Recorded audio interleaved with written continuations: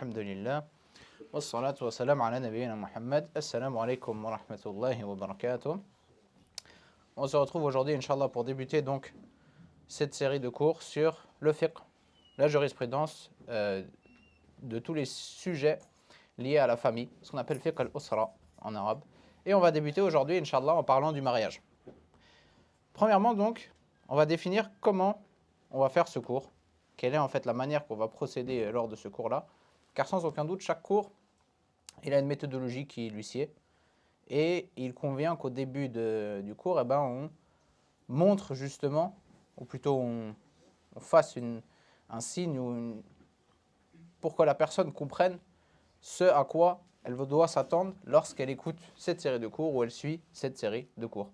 Car comme on a dit, on a déjà pu en parler plusieurs fois, les livres ils sont nombreux, les imams également sont nombreux, les savants sont nombreux, mais pourtant on retrouve qu'il y a énormément d'explications différentes, des fois du même sujet. Pourquoi ? Parce que généralement ce n'est pas dans le même but qu'elle a été écrite, cette explication ou ce livre et ainsi de suite. Donc chaque auteur généralement, il va avoir un but. C'est pour ça que généralement dans l'introduction, il va éclaircir le lecteur ou la personne qui suit en lui disant, voilà, aujourd'hui, nous, ou plutôt, avant c'était plutôt des livres, donc on va dire, dans ce livre-là, tu trouveras telle chose, telle chose, telle chose, selon telle méthodologie, et ainsi de suite, et ainsi de suite, et ainsi de suite. Vous voyez ? Et ça, c'est très important justement de le comprendre dès le début. Donc aujourd'hui, on a dit déjà, c'est quoi le thème ? On a dit le droit, le fiqh, de tout ce qui est en droit, tout ce qui est en lien, avec les sujets de la famille, donc le mariage, le divorce et ainsi de suite. Quelle méthodologie on va employer ? On va parler premièrement de l'aspect théorique, qui est les points de fiqh. Donc on va regarder quelles sont les règles du fiqh qui sont liées à ça. On va les énumérer, on va les expliquer une à une, en commençant par le mariage, puis en cheminant, si on arrive, à aller vers ce qui est en rapport avec le divorce, puis après avec tout ce qui est en rapport avec, qui est lié, on va dire, à d'autres choses qui s'apparentent à des sujets qui sont liés au fiqh de la famille. Mais déjà, on va commencer par le mariage et il y a déjà pas mal de choses à dire. Est-ce qu'on va juste se satisfaire de mentionner l'aspect théorique des choses en mentionnant les livres de fiqh, comme on le fait lorsque, par exemple, qu'on enseigne Al-Umda, comme on a le cours du mercredi sur Umdat al-Fiqh, ou dans les autres livres de fiqh qu'on avait pu faire? Non. Et c'est là où le cours il va être un peu différent. Le but de ce cours, c'est d'allier à la fois entre l'aspect théorique, l'apprentissage du fiqh, mais également avec des bénéfices réels à pouvoir tirer dans la mise en pratique de ces sujets-là dans la vie de tous les jours.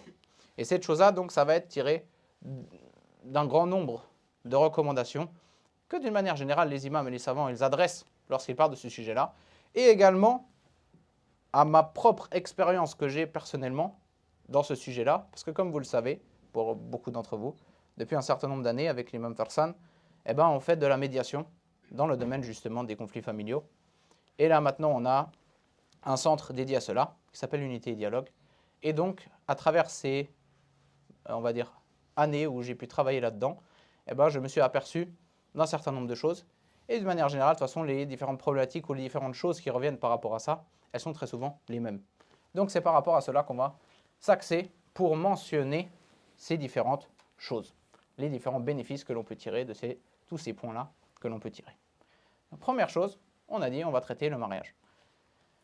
Premièrement, avant de rentrer dans le mariage du point de vue islamique, quel est son jugement, quels sont ses piliers et ainsi de suite, on va dire brièvement traiter d'une introduction au sujet du mariage et de voir déjà qu'est-ce que c'est le mariage et quels sont ses mérites, quels sont les mérites du mariage. Car si on veut apprendre l'importance, si on veut comprendre pourquoi est-ce qu'on doit étudier une chose, il faut qu'on comprenne l'importance de cette chose-là. Quand la personne elle sait l'importance que revêt une chose, elle va comprendre pourquoi est-ce qu'elle doit l'étudier. Le mariage, d'une manière globale, il a énormément de mérites dans l'islam.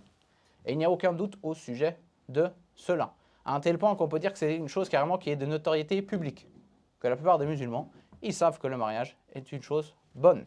Ça atteint un degré, on va dire, de propagation que quasiment, comme on a dit, il n'y a aucun musulman qui ne sait pas cette chose-là. Mais pour autant, il n'en reste que, il est toujours important de mentionner certains bénéfices d'une manière précise. Parmi les bénéfices précis que l'on peut citer sur le mariage, c'est que premièrement, le mariage, il fait partie, sans aucun doute, des plus grands chemins qui mène à préserver sa chasteté.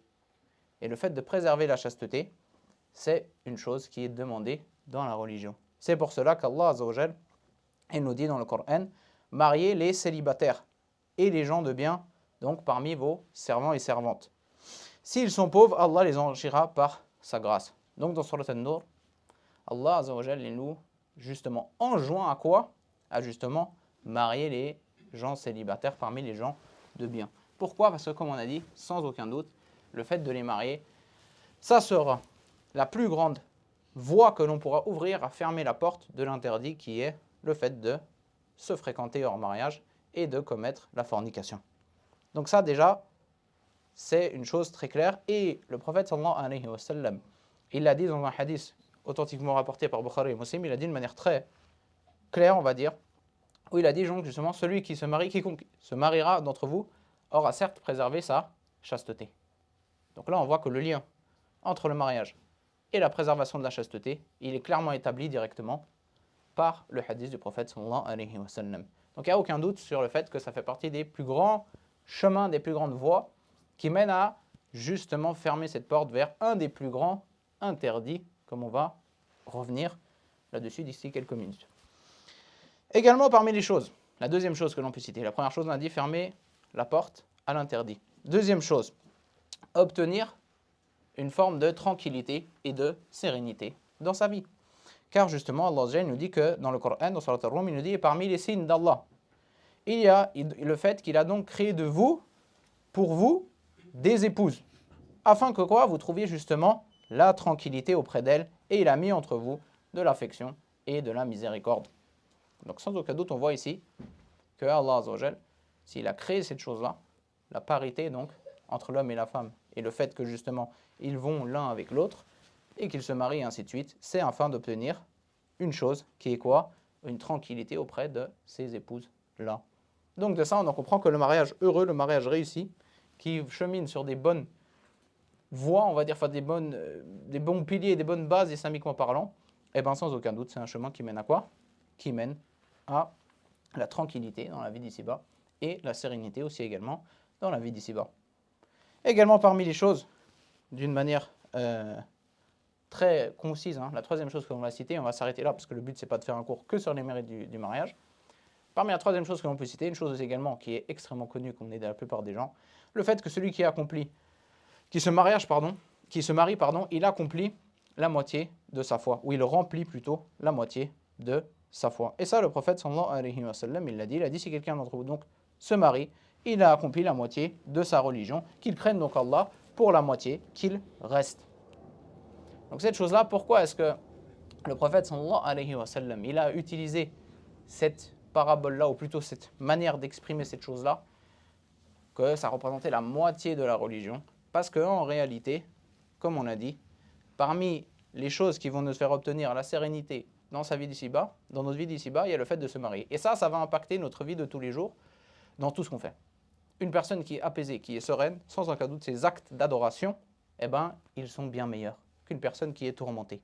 Donc si la personne est sereine dans sa vie et sans aucun doute avoir un cocon familial qui est correct et bien et qui chemine sur de bonnes voies, ça va aider à la sérénité. Et bien sans aucun doute, sa relation même avec Allah Azza wa Jal, elle sera meilleure. Et donc sa religion sera meilleure. Et c'est pour ça que le prophète sallallahu alayhi wa sallam, une des causes on va dire, pourquoi le prophète sallallahu alayhi wa sallam, il a défini cette chose-là comme étant la moitié de la religion, qui est une chose qui est réellement énorme si on médite sur cette chose-là. Et on pourrait expliquer plein d'autres choses parce que sans aucun doute, les savants, ils ont expliqué, enfin ils ont tiré beaucoup de sagesse, ils ont donné beaucoup d'explications sur ce point-là, pourquoi est-ce que ça a été nommé moitié de la religion. Il y a beaucoup de choses qui sont venues là-dessus. Et comme on a dit, si on voulait s'étaler là-dessus, sans aucun doute, on pourrait faire un cours en entier même sur cette chose-là. Mais ce n'est pas le but. Donc on va rester juste sur cette chose-là. Donc ça, c'est ce qu'on pouvait dire très brièvement, on va dire, sur quoi? Sur justement le mariage et ses mérites. Une autre chose maintenant, qu'on va introduire dans l'introduction, et après on va débuter directement dans l'explication très, on va dire, fiqhi du mariage. Parmi les choses qui font, qu'on a dit, qui font qu'une chose, elle peut devenir donc obligatoire à être apprise dans l'islam, il y a le fait que la personne, sans aucun doute, elle a besoin de cette chose-là dans la vie de tous les jours. Et on avait expliqué, c'est pour ça que par exemple, il y a une partie de la science qui est obligatoire à tout musulman d'apprendre, et une autre qui est recommandée, ou plutôt une obligation collective, donc recommandée pour certains, et une obligation pour d'autres. On avait dit quoi? On avait dit qu'il faut que la personne, justement, elle soit confrontée à cette chose-là. C'est pour ça qu'on avait dit, par exemple, qu'on avait parlé, que les savants ils expliquent que, par exemple, apprendre la prière, apprendre à donner la zakat, et tout, c'est obligatoire pour tous les musulmans. Et certains, on avait dit, ils avaient rajouté une chose, si vous vous souvenez l'année dernière, on avait dit, ils avaient rajouté même les transactions. Connaître ce qui est halal, ce qui est haram, et comment acheter, comment vendre. Parce qu'ils avaient dit, il n'y a personne d'entre nous qui passe une seule journée sans qu'il ait à faire une transaction. Donc on avait dit le fait que la personne en ait beaucoup besoin de faire ça, ça élève la chose au degré que c'est une obligation pour toute personne de l'apprendre. Eh bien, il en est de même pour ce mariage-là. Chaque personne qui veut se marier, ou qui doit se marier, ou qui est dans... Comment, parce qu'on va le voir, il y a des gens, le mariage pour eux il est obligatoire. Donc, toute personne qui chemine sur cette voie-là, ou alors qui serait déjà marié malheureusement, mais qui n'a pas pris ces choses-là, il est obligatoire à titre individuel, d'apprendre ces choses-là. Elle ne peut pas être ignorante de ces points-là. Et ça nous fait découler directement sur une chose, qui est la problématique, une des problématiques majeures qu'il y a à notre époque, c'est le fait que les gens sont ignorants de ces règles-là. Et qu'ils bâtissent des unions et des mariages sur des règles qui ne sont pas des règles islamiques. Et donc après, malheureusement, ils cheminent sur une mauvaise voie. Et à la fin, ils sont confrontés à des problèmes, mais le problème, c'est qu'on ne peut que très peu régler ces problèmes-là. Car en réalité, si le fond déjà il est mauvais, la maison a été bâtie sur des mauvais piliers, généralement tout ce qui va découler ensuite, il va être mauvais aussi. À l'exemple, comme on disait, d'un bâtiment, si on lui fait des très mauvaises fondations à ce bâtiment-là, et qu'on commence à lui construire des étages dessus, généralement ça ne va pas tenir très longtemps. Mais le problème, il n'est pas dans les étages, le problème il est réellement dans les fondations. Et c'est pour ça que chaque personne en réalité, cette connaissance-là, comme on l'a dit, elle est obligatoire d'être apprise, mais même avant même qu'il se marie, afin que quand il met les bases, eh ben, il les met de la bonne manière directement. Et c'est quoi la première des bases dans le mariage? À partir de quand ça commence, le fait de mettre des bases? Qui c'est qui peut répondre à cette question-là? Quand est-ce que c'est le moment où on va dire, ça c'est la première base parmi les bases du mariage?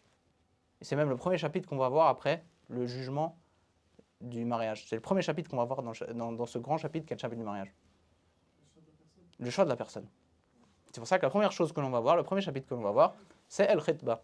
C'est le fait d'aller demander la main de la femme. Parce que la première chose, le premier pilier en vrai de ton mariage, c'est la personne avec qui tu vas te marier. Donc ça, c'est même en réalité avant même que tu sois marié. Parce que vous êtes d'accord avec moi, quand tu vas te marier, tu cherches à te marier, ou tu vas demander la main d'une personne, tu n'es même pas marié avec elle en réalité encore. Mais déjà là, il faut que tu aies la connaissance. Parce qu'en vrai, si tu n'as pas cette connaissance-là, bah, tu vas faire un mauvais choix. Et donc après, sans aucun doute, les mauvais fruits, ils vont venir sur cette chose-là. Donc en réalité, c'est pour ça qu'on n'a pas à attendre d'être confronté à la chose même pour commencer à apprendre. Même celui qui veut, qui projette, il doit déjà commencer à apprendre, en réalité. D'accord? Ça, c'est une chose très importante. Et en réalité, le premier point, on a dit, s'il y a beaucoup de problèmes à notre époque entre les gens, dans ce domaine-là, le domaine des problèmes familiaux qui sont liés à des mauvaises compréhensions de mariage et ainsi de suite, c'est en réalité parce que beaucoup de gens, malheureusement, sont ignorants de ce qu'est le mariage du point de vue islamique. Et donc, ils bâtissent leur union. Donc, on a deux musulmans qui se marient. Mais en réalité, leur union, elle n'est que très peu fondée sur des fondements islamiques. Ou les fondements de ce que la religion voudrait qu'ils aillent comme relation. Donc ça, c'est déjà un problème majeur. Mais est-ce que c'est le seul problème? La réponse est non. Parce que, sans aucun doute, toute personne qui a travaillé dans ce domaine-là, comme on disait, la médiation, la résolution des conflits familiaux, il va constater très rapidement une chose, c'est qu'il n'y a pas du tout que des gens qui ne sont pas forcément religieux qui ont des problèmes de couple. Et il y a énormément de gens qui ont des bonnes religiosités qui ont également des problèmes de couple. Donc, il ne faut pas voir la chose comme ce qu'on va vous apprendre là. Si on apprenait les chapitres du fiqh du mariage, on vous a donné un truc qui fait que vous n'aurez jamais de problème dans votre vie. Ça, c'est une utopie et c'est pas réel. C'est faux. Et ça, c'est ce que la réalité des choses, elle le dit. Et toute personne qui a travaillé ne serait-ce que quelques mois dans ce domaine-là, il ne pourra que le constater. Il y a énormément de gens qui sont des gens bien, des femmes qui sont des femmes bien, des hommes qui sont des hommes bien, qui se marient et qui ont des problèmes de couple. Donc le problème de couple n'est pas forcément un marqueur de mauvaise religiosité. Et faire un lien de cause à effet comme ça serait sans aucun doute, ou alors on va dire faire un raccourci, et c'est incorrect. Du coup, alors, vous allez me dire, bah, c'est très gentil, tu viens de nous dire qu'on doit apprendre, alors ça sert à quoi ce qu'on fait? Ben, sans aucun doute, ça vient aider, mais il n'y a pas que ça. Et ça, c'est sur ça la deuxième chose sur laquelle on va attirer l'attention dans cette introduction, c'est le fait qu'en réalité, les gens, d'une manière globale à notre époque, ne sont plus éduqués sur la base qu'est le mariage. C'est-à-dire qu'avant, de manière globale, dans les temps, la plupart des temps sur lesquels l'humanité a grandi, jusqu'à un temps très proche, on va dire, les hommes et les femmes, depuis qu'ils étaient petits, ils étaient éduqués et conditionnés sur le fait qu'ils allaient se marier. Et même assez rapidement. Car si on va voir à quel âge les gens se mariaient, ne serait-ce qu'il y a 200 ans, ils se mariaient beaucoup plus tôt que nous on se marie à l'heure d'aujourd'hui. Et même avant ça, on verrait qu'ils se mariaient encore plus tôt. Pourquoi? Parce que dès qu'ils étaient petits, en réalité, ils étaient éduqués et conditionnés sur le fait qu'ils allaient se marier. Donc l'homme, on allait l'apprendre à devenir un homme pour se marier, et la femme, on allait lui apprendre à devenir une femme pour se marier. Ça, c'était la base que les parents déjà ils inculquaient aux enfants. Et que même en réalité, la société l'inculquait aux enfants. C'est-à-dire que si ce n'était pas toi, même tes parents qui t'apprenaient ça, ça allait être tes voisins ou tes oncles, tes tantes ou je ne sais qui, mais la société marchait comme ça. C'est pour ça qu'il y a des gens, vous allez me dire, oui, mais moi, mes grands-parents, ils ont tenu 70 ans mariés ensemble, et pourtant ils ne connaissaient pas le fait du mariage. Ben oui, mais parce qu'ils avaient la connaissance de cette chose-là. Ils ont grandi dans une atmosphère, dans un endroit où on leur a appris depuis qu'ils sont petits, qu'est-ce qu'une femme elle doit faire, qu'est-ce qu'un homme il doit faire pour qu'un mariage il fonctionne. À l'heure d'aujourd'hui, nous, on n'a pas du tout ça, à 0%. Au contraire, le modèle qu'on nous a appris, inculqué de A à Z depuis qu'on est petit, c'est le fait de ne pas se marier. Car les gens, la plupart du temps, ne se marient pas à notre époque.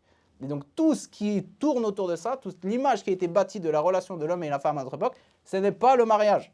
C'est l'inverse du mariage. Donc nous, on a grandi là-dedans. Et donc nous, la vision qu'on a de qu'est-ce que c'est un homme et une femme ensemble, c'est pas le mariage.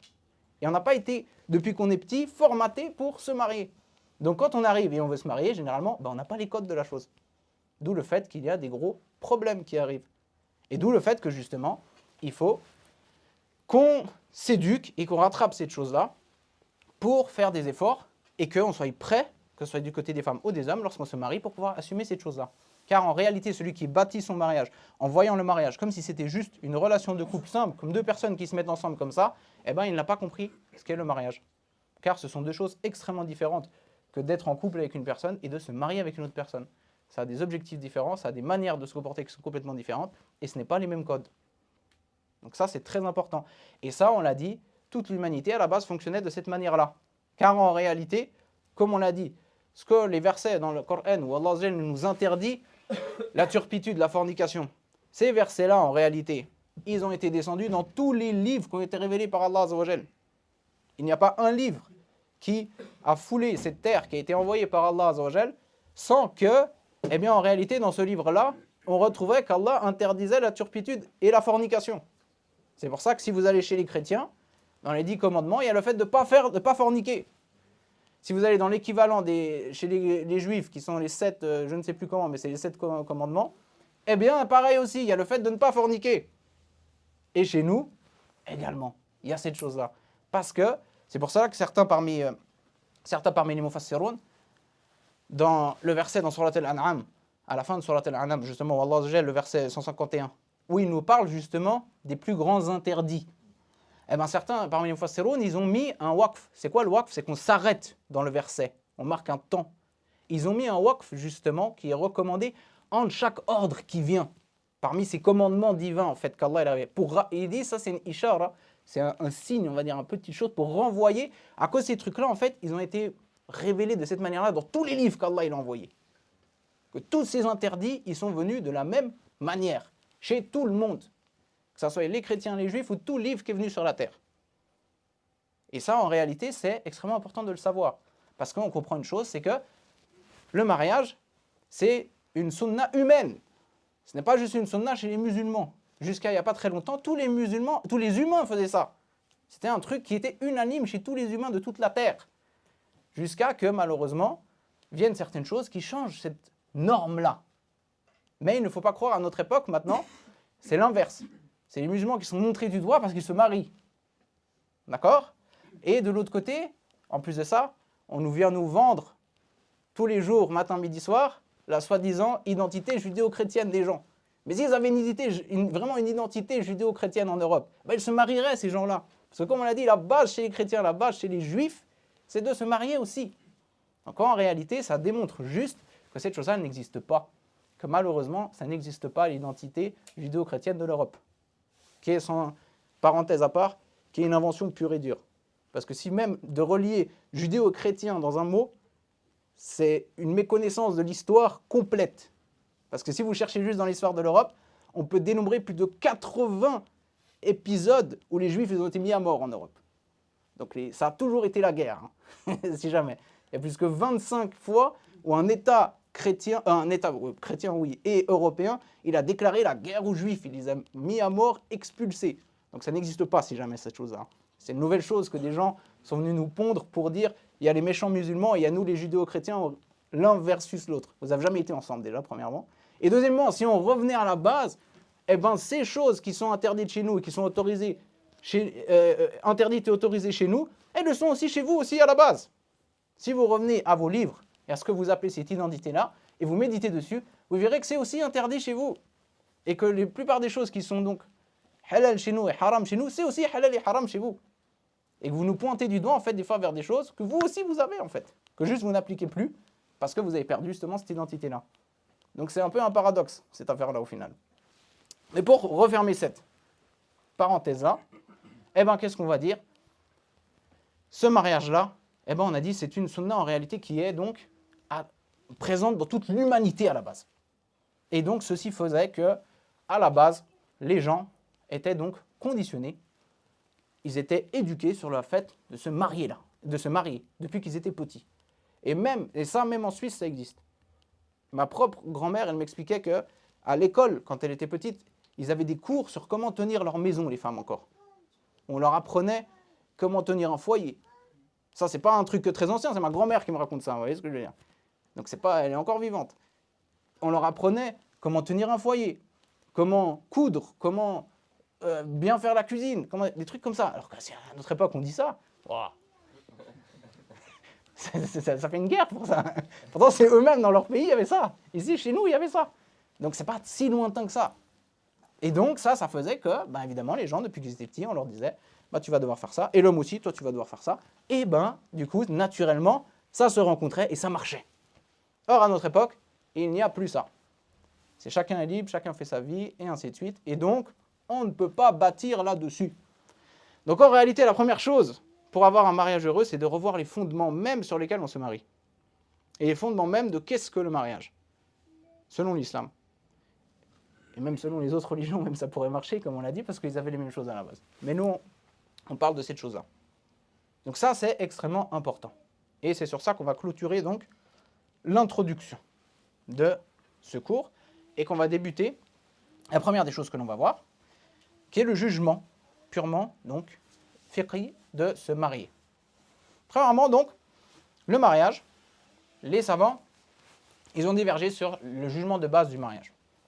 Certains ont mentionné que c'était recommandé, la majorité. Certains ils ont vu que c'était obligatoire dans tous les cas. En réalité, ce qui paraît être le plus probant, c'est que le mariage, il a plusieurs jugements du point de vue du fiqh. Donc il faut distinguer certains cas de figure. Et selon la personne, dans quel cas de figure elle est, eh ben, le jugement de se marier, il varie pour lui. Et ce mariage-là, il peut être wajib, obligatoire pour la personne. De la même manière qu'il peut être simplement recommandé. Et il peut être également même détestable. Et il peut même être haram, interdit de se marier dans certains cas de figure. Et ça, comment ça change? Eh bien, c'est en fonction de la personne et certaines caractéristiques qu'elle a ou qu'elle n'a pas. Premièrement, c'est quoi le type de mariage qui est obligatoire? Ils disent toute personne qui a justement, qui éprouve du désir dans le fait de vouloir justement malheureusement forniquer et qui est dans un endroit où cette chose-là elle est justement accessible. Donc on craint, la plus grande présomption qu'on a, c'est que s'il reste dans cet état-là, eh ben, il va le commettre cette chose-là. Parce que lui, malheureusement, il a des envies qui le poussent vers cette chose-là. Et en plus, il est dans un lieu où cette chose-là, elle est présente. Donc A plus B, ça fait quoi? Ça fait que, par forte présomption, on va dire, cette personne-là, elle ne va pas faire long feu avant qu'elle glisse. Ça, ce jugement-là, on va dire, c'est la personne qui est dans ce cas de figure-là, son jugement, c'est que c'est obligatoire pour elle de se marier. C'est wajib. Elle n'a pas le droit de délaisser cette chose-là. Si elle délaisse cette chose-là, eh ben, elle prend un péché en réalité par le délaissement de se marier. Puis le deuxième cas de figure, c'est celui qui va être donc, ou ça va être plutôt, pardon, recommandé pour lui, et non pas obligatoire. C'est quelqu'un donc qui éprouve du désir dans le fait, justement, d'entretenir une relation avec une personne du sexe opposé.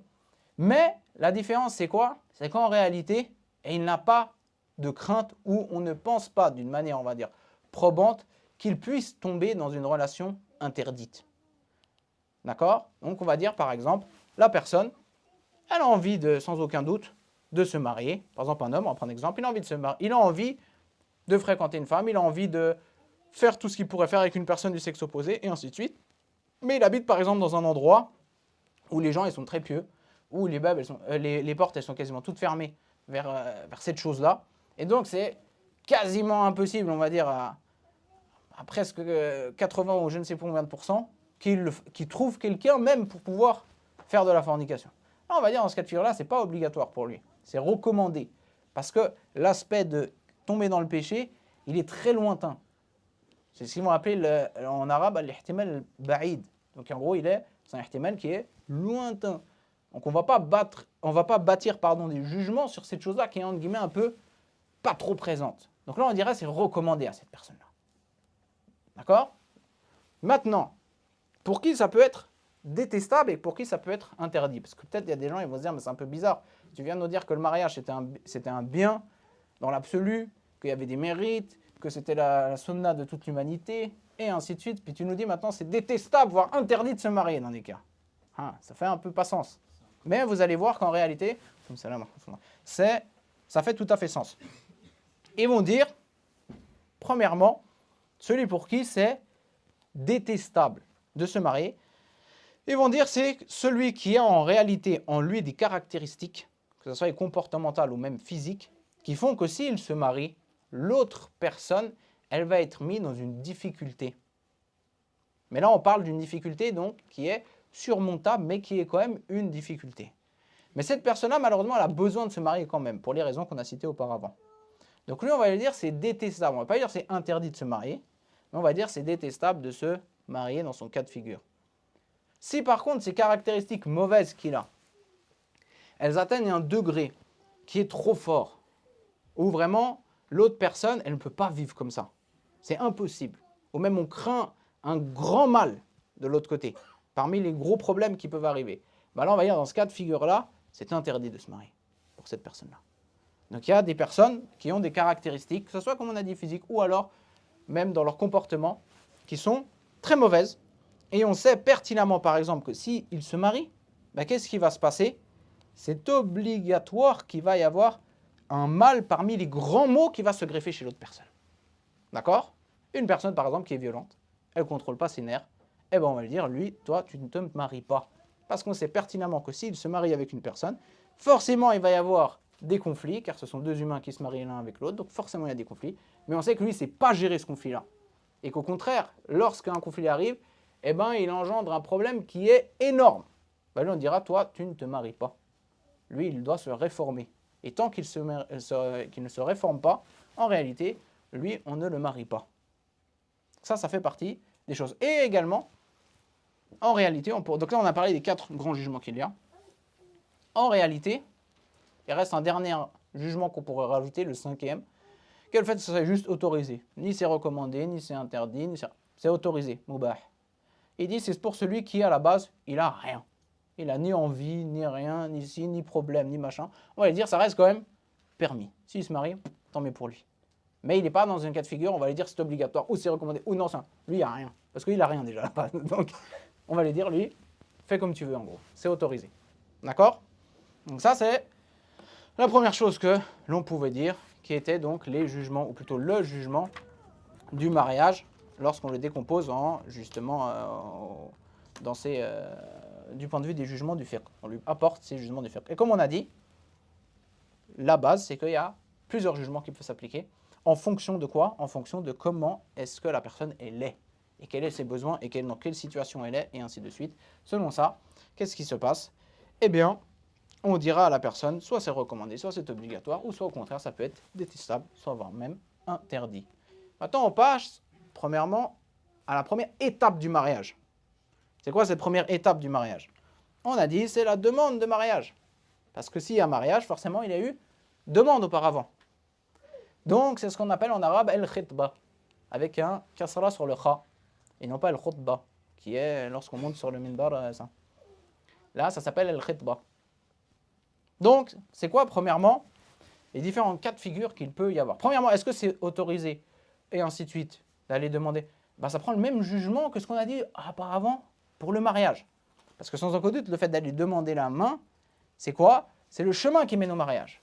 Et la règle dans Usul al-Fiqh, elle dit quoi? Elle dit que le moyen, il a le même jugement que la finalité. Donc si la finalité, c'est que c'est obligatoire, par exemple, pour toi de te marier, le fait d'aller demander la main, il est également obligatoire. Si c'est recommandé de te marier, le jugement du fait d'aller demander la main, c'est que c'est recommandé. Et ainsi de suite, si c'était détestable, et ainsi de suite. Vous avez compris? Donc ça, le jugement de base, déjà, il va avoir le même jugement que le jugement du mariage. Et ensuite, il y a certains éléments, certains cas de figure, où la demande de mariage, elle va pouvoir, par exemple, être interdite. Il y a des cas de figure où on ne pourra pas demander la main d'une femme. Quels sont-ils? Premièrement, donc, il y a le fait d'aller demander la main d'une femme qui a été divorcée. Mais elle a été divorcée d'une manière qui fait que son mari peut encore choisir de revenir avec elle. Donc l'union, elle peut être reconstituée encore. Elle n'est pas définitive. Ce divorce-là n'est pas encore définitif. Quel est le jugement d'aller demander la main d'une femme qui est dans ce cas de figure-là? Eh bien, la réponse, c'est que c'est interdit dans l'absolu. Qu'est-ce que ça veut dire dans l'absolu? Ça veut dire qu'on n'a pas le droit de lui faire une demande directe en employant des mots qui sont complètement sans équivoque qu'on veut se marier avec elle, comme je veux t'épouser ou je veux te marier, est-ce que tu veux te marier? On n'a pas le droit de faire ça, ce qui s'appelle sarih en arabe. Et de l'autre côté, on n'a pas le droit de le faire aussi de manière détournée. Comme on va le voir après, il y a certains cas de figure où on pourrait le faire d'une manière détournée, mais pas d'une manière claire. Qu'est-ce que ça veut dire détourner? C'est de faire en gros une ishara, un signe, pour lui faire comprendre par une chose, un terme qu'on va employer, et ainsi de suite, que nous, on veut se marier avec elle, sans vraiment réellement lui le dire. Vous avez compris? Sans employer des mots qui sont des mots où directement on sait que quand la personne elle dit ça, elle veut se marier, point à la ligne. Quelqu'un qui dit « je veux me marier avec toi », est-ce qu'on peut comprendre autre chose que ça? Jamais de la vie. C'est le plus clair que tu peux faire et le plus direct. Maintenant, par contre, si la personne elle commence à passer par 14 chemins, elle fait des petits... Ça, voilà, ça va rentrer dans ce qui est justement pas clair. Celle qui est en période où elle pourrait être reprise encore, comme on a dit, il est interdit de la demander en mariage. Peu importe le chemin que tu prends, le chemin clair ou le chemin pas clair. C'est interdit. Dans l'absolu, tu ne peux pas. Donc ça, c'est la première des choses. Maintenant, qu'est-ce qu'il en est de celle qui justement est donc séparée de son mari et ils ne peuvent plus s'unir? Donc ça ne marche. On va dire que c'est impossible du point de vue du fiqh que cette femme-là retourne avec son mari de base.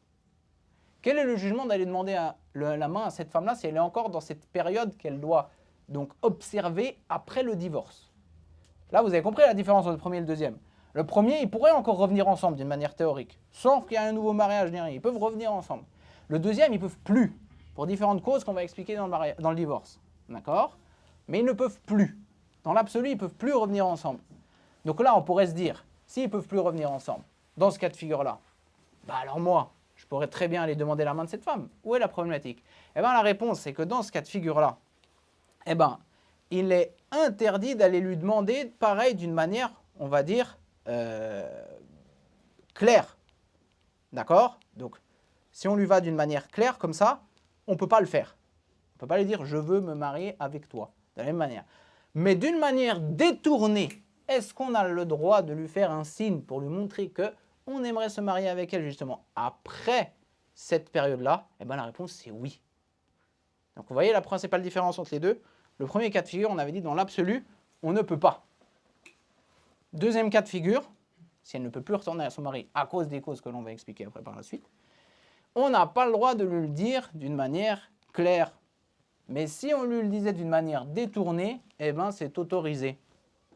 Et en cela, on voit justement comment cette législation, elle est venue pour préserver en vrai l'honneur des gens. Même si cette personne, elle ne peut pas retourner avec l'autre, n'est pas possible, comme on va le voir après. Mais en réalité, il y a quand même un honneur qui doit être préservé, vu qu'elle était encore engagée avec lui il n'y a pas encore longtemps. Donc il ne se fait pas que de venir lui dire ça de manière claire. Donc on peut, mais d'une manière détournée. Et on voit vraiment en ceci l'importance extrême que notre religion elle accorde à la bienséance et au fait justement de respecter les autres, même si des fois, comme on dit, au final la finalité elle n'est pas lointaine, c'est-à-dire que la personne ne pourrait pas se remarier avec l'autre. Mais d'une manière générale, on va quand même faire preuve de respect et sans aucun doute on le fait parce que c'est interdit, point à la ligne. Mais je dis parmi les sagesses que l'on pourrait tirer derrière, c'est qu'on voit que justement cette porte-là, elle a été fermée afin de justement préserver l'honneur et de ne pas justement créer des problématiques. Et on voit vraiment que la législation sur ça, eh bien, elle a énormément de bienfaits. Et on va le voir encore une deuxième fois, cette chose-là, de manière globale, dans la troisième chose que l'on va voir qui rend la demande au mariage interdite. Quelle est-elle? C'est le fait d'aller demander la main d'une femme alors qu'un autre homme est déjà venu demander sa main et qu'ils ont accepté. Donc si une femme, un homme se présente et elle dit « je veux marier votre fille », ses parents acceptent, eh bien il devient interdit à n'importe quel autre homme de venir demander la main de cette femme-là. Car le prophète sallallahu alayhi wa sallam, il a justement interdit cette chose-là. Le fait de demander la main en passant au-delà de la demande de la main qu'un autre de nos frères avait fait auparavant. Et ça, encore une fois, si on médite sur cette chose-là, on voit comment la législation, elle est venue pourquoi? Pour fermer la porte aux différentes problématiques. Parce que ça, sans aucun doute, ça peut faire naître dans le cœur des gens des grosses tensions. Mais cette chose-là, elle nous a été interdite. On a fermé la porte vers cette chose-là qui pourrait justement nouer des tensions entre les gens. Donc, comme on a dit, il est interdit. Mais pour que ça devienne interdit, il y a une chose importante qu'on se doit de mentionner de manière très claire. Il faut qu'ils aillent accepter, que les parents et également la fille en question, eh bien, elle aille accepter. S'ils n'ont pas accepté, ils ont refusé pour des raisons qui leur sont propres. Ils ont dit non. Ou par exemple, la femme en question, elle a dit non, moi je ne veux pas. Du coup, la chose est tombée à l'eau. Est-ce qu'on va dire maintenant, vu que elle a été demandée, sa main a été demandée par une personne que je connais, un des frères que je connais, alors je ne lui demande plus jamais sa main? Non. Dans ce cas de figure-là, il n'y a pas de problème. On peut très bien aller demander sa main. Mais là où ça va être interdit, c'est s'il y a vraiment une chose qui a été donc un engagement qui a été pris et ils ont été donc d'accord. Ils ont accepté. À partir de ce moment-là, comme on a dit, c'est interdit. Il est interdit de faire une demande de mariage dans ce cas de figure-là. Ça, c'est ce qu'on pouvait dire. Maintenant, on peut revenir à une dernière chose, très, on va dire, qui peut arriver parfois. Si une personne, eh ben, elle va demander la main, par exemple, d'une femme, et elle ne savait pas à la base qu'elle avait déjà été engagée avec une autre personne. Est-ce qu'on va lui dire que c'est interdit? La réponse c'est non, ça ne peut pas être interdit ici parce que lui à la base il ne savait pas. Maintenant, si le mariage il a lieu, on dira qu'il est quand même valide. D'accord? Même si à la base, comme on l'a dit, ça ne convenait pas de faire ça. Mais si ça arrivait dans ce cas de figure-là, eh ben, on dira il n'y a pas de problème et ils peuvent se marier quand même. Et on ne va pas lui dire que la personne elle a pris un péché dans cette chose-là parce qu'à la base il ne pouvait pas savoir. Mais par contre, s'il sait, sans aucun doute, là c'est interdit. Et le hadith du prophète sallallahu alayhi wa sallam est sans équivoque à ce sujet-là. Donc ça, c'est ce qu'on pouvait dire sur la première grande chose, le premier grand sujet qu'on devait parler à ce sujet-là, qui est le sujet de la demande de mariage, qui est quand est-ce qu'on n'a pas le droit dans l'absolu d'aller demander la main d'une femme. Et on a cité les 3 cas de figure très clairs où on ne peut pas. Maintenant vient une deuxième chose, une deuxième question qu'on doit aborder dans ce domaine-là, qui est le fait de demander la main. Qu'est-ce qu'on a le droit de regarder de l'autre personne lorsqu'on va demander la main de cette femme-là? Eh bien, la première des choses, c'est que le prophète sallallahu alayhi wa sallam, il a autorisé à l'homme de regarder la femme dans ce cas de figure-là. Voire même, il lui a donc incité à faire cette chose-là, afin que justement il sache la nature de la personne avec qui il va se marier. Car sans aucun doute, le fait, et ça on va le voir d'ici quelques secondes, mais le fait de justement faire un choix, eh ben, ça doit être bâti sur certains critères, ce choix-là. Parmi les critères, il y a le fait que l'autre personne, elle nous plaise, sans aucun doute. Or, si on ne l'a pas vu, eh bien, c'est complexe de savoir si cette chose-là, elle est présente ou pas. C'est pour cela que dans ce cas de figure-là, eh ben, il nous a été rendu légiféré de regarder cette personne-là et de voir justement si en elle, il y a des choses qui nous plaisent ou au contraire, il y a des choses qui ne nous plaisent pas. Comme c'est subjectif et en plus ça revient à tout à chacun, eh ben, il est permis que la personne elle le fasse directement elle. Est-ce que ça veut dire maintenant dans l'absolu? La réponse c'est non. C'est que première chose, ça doit être fait dans le cadre d'une demande de mariage. C'est pas maintenant une personne se dit peut-être que cette fille-là, je pourrais me marier avec elle. Bah tiens, je vais la suivre, j'ai commencé à la regarder. Est-ce que là, ça rentre là-dedans? Non. Il faut que ça soit dans le cadre, comme on a dit, d'une demande de mariage. Donc la personne, elle vient et réellement, elle se propose. C'est pas quelque chose comme ça où on part à la chasse d'une manière aléatoire. Ça ne rentre pas là-dedans. Deuxième chose qui est importante, c'est que ça doit être fait sans qu'il y ait, on va dire, d'isolement entre ces deux personnes-là. C'est fait dans un cadre qui est légitime. Par exemple, il y a ses parents, et ainsi de suite. Donc, ils ne sont pas isolés les deux comme ça pour se regarder. Non, il y a des gens avec elle. Ce n'est pas dans un cadre d'isolement. C'est la deuxième chose que nous pouvons dire.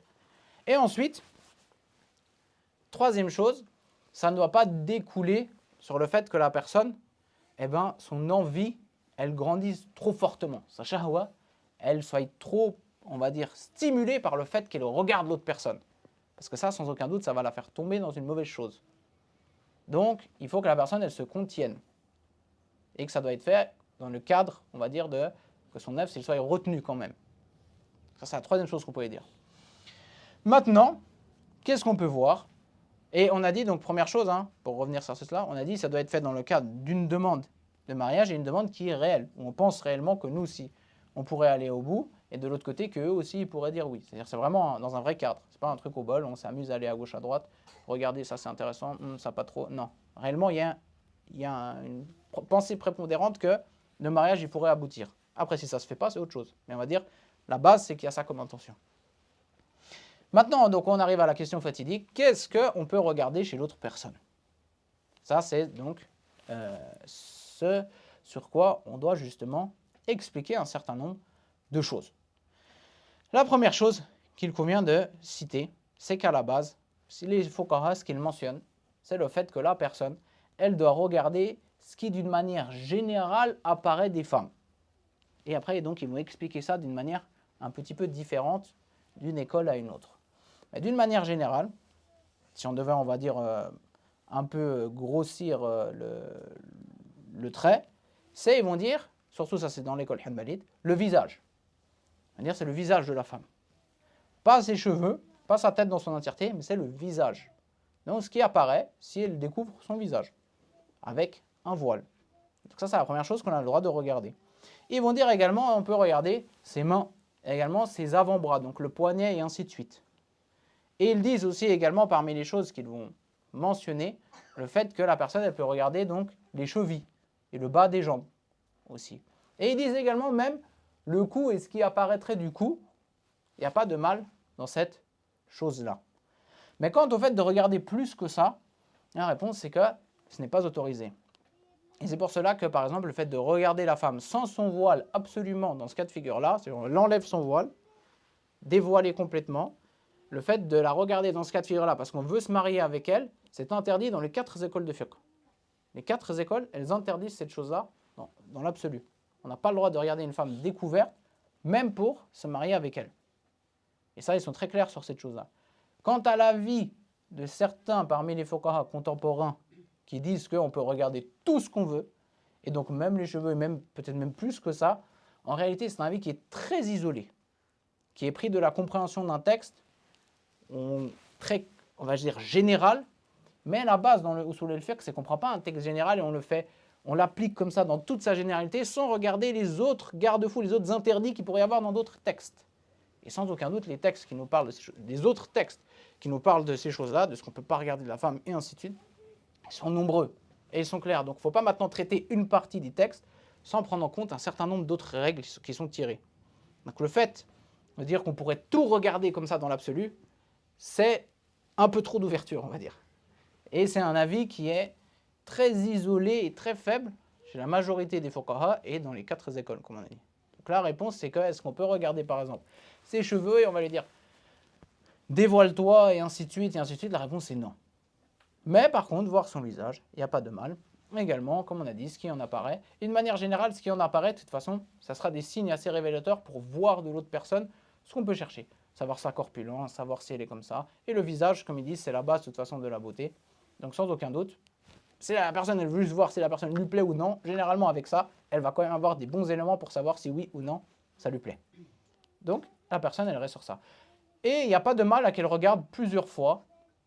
D'accord. Elle n'est pas obligée de regarder une seconde puis après elle tourne la tête. Non, c'est pas ça qui est voulu. Si elle regarde plusieurs fois afin d'être sûre que c'est vraiment une chose qui l'intéresse, eh ben, il n'y a pas de mal dans cette chose-là. Ce n'est pas un mauvais comportement de sa part. Parce que là justement il y a un but précis qui est quoi? Qui est le fait de se marier. Et sans aucun doute, pourquoi est-ce qu'on dit ça? Parce que on en découle sur une chose importante, c'est que la sélection de la personne avec qui on va se marier, en réalité, elle est établie sur des critères. D'accord? Parmi les critères, et je pense qu'on va peut-être clôturer à la fin des critères, parce qu'on ne va pas faire trop long non plus. Et de toute façon, on continuera sur la suite du mariage le prochain cours, Inch'Allah. On a dit donc parmi les critères, on en revient à ce qu'on disait, eh bien, quels sont les critères sur la base sur laquelle la personne, elle doit justement, à la base, établir sa recherche. Les critères fondamentaux que l'on peut regarder, comme ils sont venus dans le hadith du prophète sallallahu alayhi wa sallam, il y a le degré de religiosité de la personne. Donc, premièrement, quelle est la religiosité de la personne avec qui on va se marier? Est-ce qu'elle est de bonne religiosité, ou elle a un certain nombre de manquements, ou alors elle est de très mauvaise religiosité, par exemple, et tout? Ça, sans aucun doute, c'est un élément extrêmement central dans le choix que la personne doit faire. Ensuite de cela, il y a la beauté de la personne. Donc, est-ce que la personne, elle nous plaît, oui ou non? Et comme on a dit, ça reste encore une fois une chose subjective. Donc, ce qui nous intéresse, c'est est-ce que la personne qui va se marier avec l'autre, elle lui plaît, oui ou non? Ce n'est pas l'avis des autres ou de ses parents et ainsi de suite, parce que ça reste subjectif, comme on a dit. Et les critères de beauté, c'est individuel. Mais que la personne qui est donc concernée, elle trouve que l'autre personne est donc plaisante. Elle lui plaît, de manière physique, qui est un critère extrêmement important. Et sachez même que certains parmi les fuqaha, ils font passer ça avant même le fait de rechercher la piété. Parce qu'ils disent à la base, la piété, comme on va voir, elle est de base demandée, mais ils disent directement, si la personne, elle ne le plaît pas à l'autre physiquement, eh ben ça ne sert à rien, même qu'elle aille regarder si sa piété est bonne ou pas et qu'elle aille s'intéresser aussi à ça. Parce qu'ils disent de base, de toute façon, la plupart du temps, l'union, elle ne pourra pas marcher. Parce que ça fait partie quand même des grands critères de base. Si une personne, elle veut se marier avec une autre, c'est qu'il doit quand même avoir une certaine attirance. S'il n'y a aucune attirance, généralement, c'est compliqué. Il ne faut pas non plus être dans l'exagération. Comme on disait encore, on fait une petite parenthèse, c'est le but du cours, on vient dans des choses réelles. Le but de se marier, c'est aussi également de se préserver, comme on a dit auparavant. Donc, si la personne, elle veut se préserver, il faut qu'elle fasse un choix aussi qui lui permette cette chose-là. Et si elle se marie avec une personne qui la repousse, sans aucun doute, il est peut-être complexe qu'elle se préserve, cette personne-là. Donc, ce n'est pas le but. Et comme on a dit, ce n'est pas un affront ou un manque de respect de dire à une personne qu'elle ne nous plaît pas, car c'est une chose subjective. C'est-à-dire que peut-être toi, elle ne te plaît pas, peut-être qu'il y a une autre personne, elle lui plaît. Et les critères de beauté, comme on dit toujours, ça varie énormément. Il y a des pays où les femmes, elles deviennent grosses pour se marier. Si elle n'est pas grosse, elle ne se marie pas. Vraiment, si elle est maigre, c'est le pire truc chez eux. Impossible, elle se marie si elle est maigre. Il y a des pays où c'est l'inverse de ça. Si elle n'est pas maigre, les gens vont dire « Ah non, elle n'est pas belle ». En fait, c'est complètement subjectif, vous voyez, cette chose-là. Autant une chose qui peut être le critère principal de beauté chez un peuple ou on va dire dans une culture, il peut être le pire critère chez l'autre. Donc, ce n'est pas un manque de respect que de refuser un mariage parce que la personne elle ne me plaît pas. Peut-être que, alhamdoulilah, il y a une autre personne, ça va lui plaire. Et donc, ça marchera avec une autre personne et pas avec soi. Maintenant, ceci étant dit, il faut le faire avec de la sagesse. Et le but, c'est pas de rabaisser l'autre ou, comme on a dit, de critiquer l'autre ou d'être méchant et ainsi de suite, pas du tout. Parce que déjà, premièrement, on a dit, chaque personne elle a un regard et des envies différentes. Donc, toi, si ça ne te convient pas, tant mieux. Mais ça ne veut pas dire que dans l'absolu, cette personne-là, elle n'est pas belle. Juste que ça ne convient pas à tes critères à toi. Donc, il n'y a pas à rabaisser ça. Puis même de manière générale, le but, c'est pas de causer du tort aux autres. Le but, si on cherche à se marier, c'est de concrétiser un bien. Et de ne pas, au contraire, aller peut-être prendre des péchés parce qu'on a causé du tort à une autre personne. D'accord? Donc ça, c'est la deuxième chose que l'on citait. Et on a dit, certains, donc parmi les fuqaha même, ils ont dit que la première chose qu'ils regardent, c'est si elle lui plaît ou pas. Parce que si elle lui plaît pas, il ne va pas aller chercher plus loin. Il ne va pas s'éterniser, entre guillemets. D'accord? Il ne va pas commencer à aller chercher est-ce qu'elle est bien, elle prie bien, est-ce qu'elle a une bonne famille. Non, si elle ne lui plaît pas, déjà on sait qu'à la base, ça ne va pas fonctionner. Donc il passe à autre chose, entre guillemets. De manière très rapide. Donc certains, ils ont, entre guillemets, fait passer ça même sur la religiosité dans la priorité, on va dire. D'accord? Pour dire que c'est une chose qui est importante. Et après, comme on le disait au début, dans un juste milieu, il faut que chaque personne aussi, les gens aussi dans notre époque, peut-être ils ont un peu d'exagération dans ça, dans les critères de beauté, de perfection et de machin. Il faut quand même savoir doser dans la vie. Et sans aucun doute, il faut, le but, c'est pas de se marier avec quelqu'un qui nous repousse, mais il ne faut pas non plus exagérer dans la recherche des critères de beauté qu'on a. Parce que surtout maintenant à notre époque, il faut dire la vérité, les gens ont été éprouvés par le fait de regarder les autres, que ce soit les hommes, les femmes ou les femmes, les hommes, c'est pareil, on vit dans la même époque avec les mêmes téléphones, donc on a les mêmes problèmes. Et les critères de beauté qui sont mis en avant, ils sont souvent, malheureusement, pas forcément très vrais. C'est-à-dire qu'on vit à une époque de grande tromperie, surtout avec les réseaux sociaux, où ce qu'on nous met en avant, ce n'est pas forcément la réalité. On va voir des hommes et des femmes qui, en réalité, des fois, 80% de leur visage est du plastique. Ce n'est pas de la chair et de la peau. Ou alors même, ils ont des filtres. Maintenant, il y a des filtres complètement incroyables où tu peux changer la tête d'une personne. Donc ce que vous voyez en réalité, ça influe malheureusement dans une certaine vision des choses, on va dire, mais ce n'est pas forcément la réalité. Et ça, malheureusement, ça vient impacter fortement les gens de ce côté-là. Donc les gens, malheureusement, font preuve, on va dire, d'un peu trop de largesse dans ce sujet-là à notre époque et trop d'importance des fois dans certaines choses. Donc il faut savoir être dans le juste milieu. Car les meilleures des choses, sans aucun doute, c'est les choses qui sont sur le juste milieu. Puis ensuite de cela, donc, les deux autres critères très importants, qui sont le fait que la personne, elle soit donc de bonne famille, elle a une bonne lignée. Ça fait partie des choses qui sont les critères qui rentrent en compte dans le fait de se marier. Et on en parlera plus en détail la prochaine fois lorsqu'on parlera des époux et des épouses. Est-ce qu'il y a une condition du fait qu'ils soient égaux dans un certain nombre de choses pour que le mariage soit valide ou pas? Ça, on en parlera. On expliquera ce que les fuqaha ils ont dit, mais dans un prochain cours, Inch'Allah, pour aujourd'hui. Mais d'une manière globale, ça rentre en compte. C'est une chose qui s'est peut-être perdue, qui n'est pas du tout même présente chez nous, parce que l'aspect de la lignée et de la famille, il n'est pas forcément très important, mais sachez qu'à la base, le mariage, c'est une relation entre deux personnes, mais c'est aussi une relation sociétale. C'est-à-dire qu'à la base, le mariage, ça noue des liens entre différents peuples, et même des fois, différentes familles, différentes tribus, différentes villes. Des fois, il y a des gens de tel pays qui ont fini par, en fait, s'établir dans un autre pays à l'autre bout de la terre. Et si on regarde, c'est quoi la cause? Des fois, c'est le mariage, très souvent. C'est qu'une personne de cet endroit-là, elle s'est mariée avec une personne de cet endroit-là. Et de là, ça a créé un lien entre ces deux endroits-là, ces deux contrées-là, et le lien, il a perduré. Et ils se sont mélangés, c'est devenu quasiment une seule et même contrée. Donc, le mariage, à la base, c'est un lien sociétal. Ça, c'est une chose qu'on a perdue aussi également. Et sans aucun doute, le fait de regarder la personne, là on arrive encore avec une chose pratique, regarder la famille de la personne avec qui on se marie, ça rentre dans le cas de figure aussi. Parce que quand on se marie, ça doit rentrer dans la balance. Quand on se marie avec une personne, on se marie aussi avec sa famille. C'est-à-dire que forcément, ses beaux-parents, ils vont être avec nous. Du coup, également, on va devoir les voir et ainsi de suite. Donc si maintenant il y a des problèmes déjà d'entrée de jeu, ça rentre en compte. La famille, les beaux-frères, les belles-sœurs, et ainsi de suite. Tout ça, en réalité, quand on se marie avec une personne, on se marie avec l'entièreté de la personne. Et toutes les choses qu'il y a derrière. Donc si on sait déjà que ça ne marche pas fondamentalement avec des choses comme ça fait partie des critères aussi qui doivent peut-être nous dire c'est mieux de faire marche arrière. Et on va clôturer sur le dernier. D'une manière rapide, oui, Inch'Allah. Qui est donc, s'il y a du temps, qui est la richesse. On finit maintenant alors. La richesse.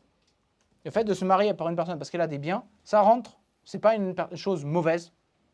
D'accord? C'est pas une mauvaise chose. C'est pas une chose qu'on ne devrait pas faire et ainsi de suite. On n'a pas le droit de regarder ça. Non, l'islam est dans le juste milieu. On a le droit de prendre ça. C'est pas la chose prioritaire. Ça va pas l'empêcher sur la religiosité, les choses et tout. Mais ça rentre dans la balance aussi. Et il n'y a pas de mal à que la personne, elle se marie avec une personne d'une autre famille, parce que cette famille-là, elle est aisée, elle est bien, et qu'elle voit que ça va lui apporter un bon mode de vie, il n'y a pas de mal dans cette chose-là, et au contraire, ça fait partie des choses. Mais de tout bâtir là-dessus, ce n'est pas forcément ça qui est voulu. On va s'arrêter là, Inch'Allah, parce que ça va être l'heure. Comme on l'a dit aujourd'hui, le cours il est spécial. C'est-à-dire, vous avez vu, on ne fait pas que du fiqh comme on fait quand on enseigne un livre. On n'est pas en train de dire, voilà, ça c'est ça, les plus... C'est beaucoup plus large que ça, le cours. Il y a des anecdotes et tout. Ce n'est pas ça qu'on fait à la base, normalement, les cours. Parce qu'il est très important de comprendre bien une différence qu'il y a entre les différents cours qu'on a cités auparavant. Parce qu'à la base, il y a une différence entre expliquer un livre, ça demande un certain comportement. Et ça demande déjà d'expliquer le livre à la base. Et de rester dans ce que l'auteur il a dit. Et de se conformer à une certaine manière d'enseigner, comme les savants ils le font. Puis après, il y a d'autres cours qui vont être beaucoup plus pratiques, où il y aura, on va dire, des parenthèses et des choses comme ça. Il faut savoir doser entre les deux. Et c'est pour ça que ce cours-là, il est plus axé sur cette chose-là, mais ça ne veut pas dire que c'est ça la base qu'on doit faire les choses, dans la manière d'enseigner. Enseigner les livres de croyances, de fiqh et tout, c'est un comportement qui doit se respecter. Puis après, de l'autre côté, des fois, il y a besoin aussi d'aborder des sujets de manière réelle, comme on a dit, pour que les gens ils puissent avancer dans la vie de tous les jours, comment ils sont confrontés à ces choses-là. Et c'est ça qu'on fait aujourd'hui. Inch'Allah, on va continuer la prochaine fois. Wallahu a'lam. Wa sallallahu ala nabiyyina Muhammad, walhamdulillahi rabbil alamin. Wa barakallahu fikum.